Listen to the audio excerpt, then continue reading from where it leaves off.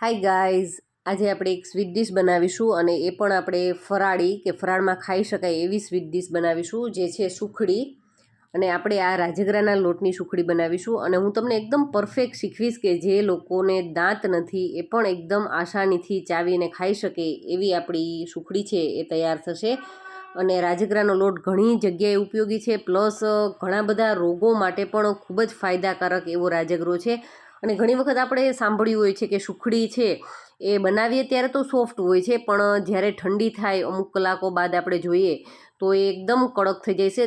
તો એ શાના કારણે થાય છે એ હું તમને આગળ જણાવીશ, તો તમે એન્ડ સુધી આપણો વિડીયો છે એ વોચ કરતા રહેજો. તમને જોયું ને એકદમ સોફ્ટ આપણી સુખડી છે એ તૈયાર થશે.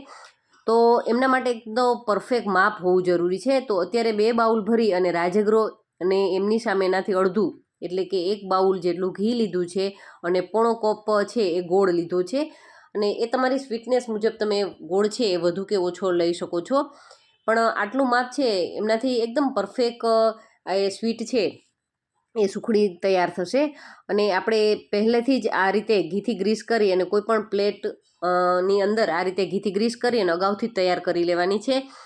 અને ગમે ત્યારે આપણે કોઈ પણ મીઠાઈ બનાવતા હોઈએ ત્યારે વાસણ છે સિલેક્ટ કરતી વખતે ખાસ જાડું વાસણ સિલેક્ટ કરવાનું. તો જાડા તળિયાવાળું વાસણ હશે ને તો શું થશે કે કોઈ પણ આપણે લોટ શેકીએ તો એ નીચેથી ચોટે નહીં, દાજે નહીં. અને જો દાજે તો એમનો ટેસ્ટ છે આપને ખબર જ છે કે થોડો ખરાબ આવે છે, કડવાશ ઉપર આવે છે. તો ખાસ જાડા વાસણનો ઉપયોગ કરીશું. અને આપણે જે ઘી લીધું હતું એ બધું ઘી છે અત્યારે આમની અંદર એડ કરી અને હળવું આપણે મેલ્ટ થવા દેશું. અને એ હળવું એવું મેલ્ટ થઈ જાય ત્યારબાદ આપણે જે લોટ લીધો છે રાજગરાનો એ લોટ છે એ આમની અંદર એડ કરી દેવાનો છે. અને ગેસની ફ્લેમ ખાસ મીડિયમ ટુ લો રાખવાની છે, હાઈ તો બિલકુલ કરવાની નથી. જો હાઈ તમે ગેસની ફ્લેમ કરી દેશો તો ખૂબ જ ઝડપથી આપણા લોટનો કલર છે એ ચેન્જ થઈ જશે અને ટેસ્ટ છે બિલકુલ સારો નહીં આવે. તો ખાસ લો ફ્લેમ ઉપર કરશો ને તો પણ ખૂબ જ ઝડપથી તૈયાર થઈ જશે. મીઠાઈ બનાવતા કોઈ ઝાઝો સમય નહીં લાગે. તમે 8થી 10 મિનિટની અંદર તો કમ્પ્લીટ મીઠાઈ છે એ તૈયાર કરી લેશો. અને ખાસ કે આપણે આ રીતે કન્ટિન્યુ ચલાવવાનું છે મિશ્રણને. અને શરૂઆતમાં થોડું ઘટ લાગે છે, પણ આગળ જેમ જેમ લોટ શેકાઈ જશે ને એટલે એકદમ પરફેક્ટ. અને તમારે લોટ શેકાઈ ગયો છે એ કઈ રીતે સમજવાનું કે પરફેક્ટ થયું છે, તો એક તો એમની સુગંધ છે આખા ઘરની અંદર પ્રસરી જશે. અને પ્લસ એમાંથી જે બબલ્સ થતા હશે ને એ પણ તમે જોશો તો શરૂઆતમાં અને જ્યારે લોટ શેકાઈ ગયો હશે ત્યારે એમાં ચેન્જ થઈ જશે. એકદમ લોટ છે એ ફૂલેલો થવા લાગે ને ત્યારે તમારે પરફેક્ટ સમજી લેવાનું કે આપણો રાજગરાનો લોટ છે એ કમ્પ્લીટ શેકાઈ ગયો છે. અને હળવો એવો કલર પણ એમનો ગોલ્ડન જેવો થઈ જશે. એટલે લગભગ અત્યારે તમે જોશો તો મેં 4થી 5 મિનિટ ટોટલ શેકી લીધો છે. તો એમનો તમે જુઓ કલર છે એ ચેન્જ થવા લાગ્યો છે. એકદમ ઢીલું મિશ્રણ આપણું તૈયાર થઈ ગયું છે. શરૂઆતમાં કેટલું લાગતું હતું કઠણ, એનાથી બિલકુલ અત્યારે ઢીલું થઈ ગયું છે. તો હજુ આપણે 1થી 2 મિનિટ માટે કૂક કરી અને સરસ મજાનો એમનો કલર છે એ કરી લેવાનો છે. તો તમે અત્યારે જુઓ છો તો કલર છે એ ખૂબ જ સરસ દેખાવા લાગ્યો છે, બિલકુલ જ કાચો હોય એવું દેખાતું નથી. અને સુગંધ પણ ખૂબ જ સરસ આવે છે. તો અત્યારે ગેસની ફ્લેમને આ બેઝ ઉપર બંધ કરી દેવાની છે. ખાસ યાદ રાખવાનું છે સુખડીને સોફ્ટ કરવી છે તો લોટ શેકાઈ ગયા બાદ આપણે ગેસની ફ્લેમ બંધ કરી દઈશું અને કન્ટિન્યુ થોડી વાર માટે ચલાવીશું. એનું કારણ એ જ છે કે વાસણ આપણું જાડું હશે ને એટલા માટે નીચેથી એ ચોંટી જશે. અને અત્યારે વધારે ટેસ્ટી કરવા માટે થઈ અને મેં કોકોનટ પાવડર એટલે કે સૂકા કોપરાનું ઝીણું જે ખમણ આવે છે ને એ 3 ચમચી જેટલું એડ કર્યું છે. અને શિયાળો છે તો સૂંઠ ખાવી પણ ખૂબ જ હેલ્ધી છે. તો આપણે 1 ટીસ્પૂન જેટલી એમની અંદર સૂંઠ એડ કરી અને મિશ્રણને સારી રીતે ચલાવવાનું છે. કન્ટિન્યુ 1થી 2 મિનિટ ચલાવીશું. અને હું તમને બતાવું કે ગેસની ફ્લેમ અત્યારે આ બેઝ ઉપર બંધ જ છે. તમને વાસણ ઊંચું કરીને બતાવું તો બસ તમારે પણ ગેસની ફ્લેમને બંધ જ રાખવાની છે અને આ બંધ પર જ પ્રોસેસ કરવાની છે. અને હવે આપણે ગોળનો એડ કરવાનો વારો છે. આપણું મિશ્રણ છે હળવું એવું ઠંડુ થઈ ગયું છે. ત્યારબાદ આપણે એમને ગોળ છે એમની અંદર મિક્સ કરી દેશું. અને ગોળ છે ને આ રીતે સ્પ્રેડ કરી અને ગોળ કોઈ પણ તમે લઈ શકો છો, પણ જો તમારી પાસે ભીલી ગોળ હોય તો એમના ઝીણું ટુકડા કરી લેવા જરૂરી છે, જેથી કરીને શું થશે કે એ આસાનીથી એમની સાથે લોટની સાથે મિક્સ થઈ જશે. અને ક્યારે તમારે મિક્સ થઈ ગયેલો સમજવાનું તો આગળ જોશો તો તમને ખ્યાલ આવી જશે કે આપણે ક્યારે આપણે પ્લેટની અંદર આપણે આ મિશ્રણને પાથરવાનું છે એ પણ આગળ તમે જોશો એટલે ખ્યાલ આવશે. અને મેં તમને કીધું હતું કે રાજગરો છે એ હેલ્થ માટે ખૂબ જ એવો ઉપયોગી છે, કારણ કે એમની અંદર વિટામિનથી ભરપૂર છે, આયર્ન છે, ફોસ્ફરસ છે, પ્રોટીન છે, કેલ્શિયમ છે અને પચવામાં ખૂબ જ ઝડપી છે.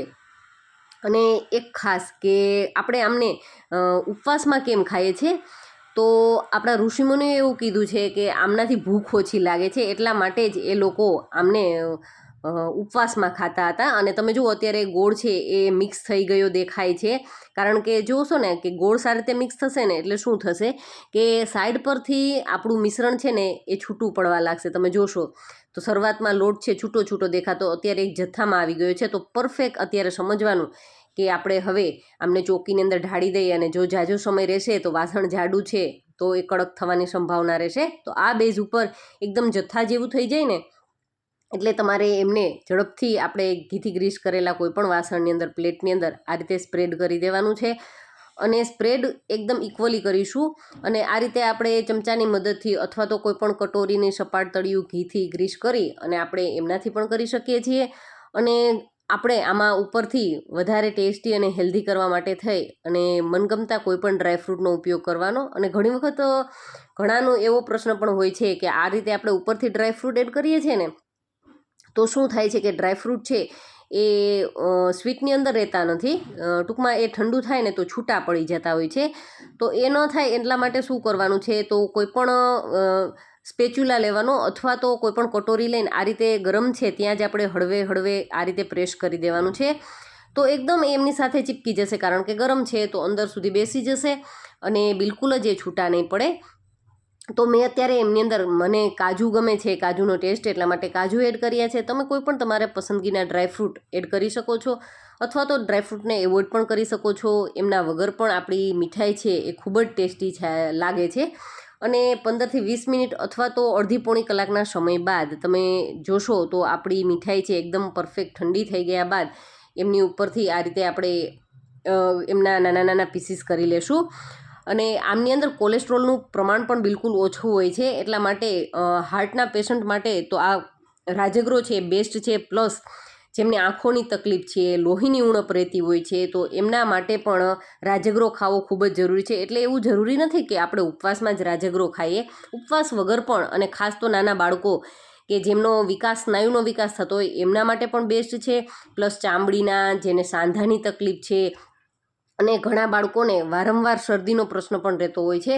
તો વારંવાર શરદી થતી હોય ને તો એમના માટે પણ તમે રોજ આ મીઠાઈ બનાવીને ઘરમાં રાખો અને ડેઈલી એક એક પીસ ખવડાવશો તો એમાં પણ તમને બેસ્ટ રિઝલ્ટ આમનું મળશે.